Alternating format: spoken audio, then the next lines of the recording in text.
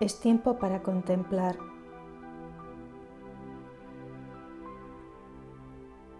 para mirar más allá de lo que la realidad nos ofrece. ¿Qué ves?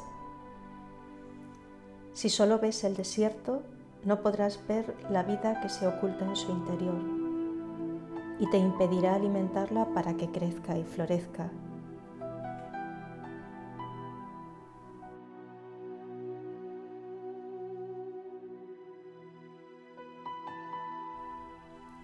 Si solo ves el punto, pierdes la oportunidad de utilizarlo para dar creatividad al escribir una historia, tu historia.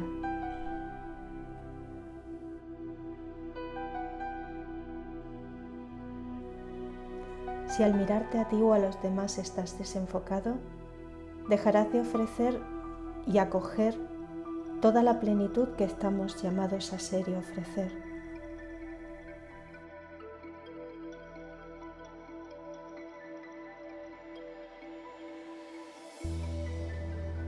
Es tiempo de despertar. Este es el mensaje del Adviento. No se ve bien si no es con el corazón. Lo esencial es invisible a los ojos. Educar la mirada es educar el corazón.